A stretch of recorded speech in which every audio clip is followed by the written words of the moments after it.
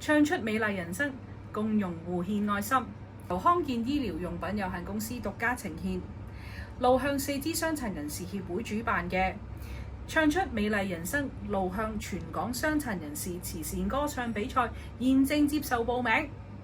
報名費用全免，勝出嘅話仲會得到豐富嘅獎金。獨唱組歡迎所有殘疾人士參加，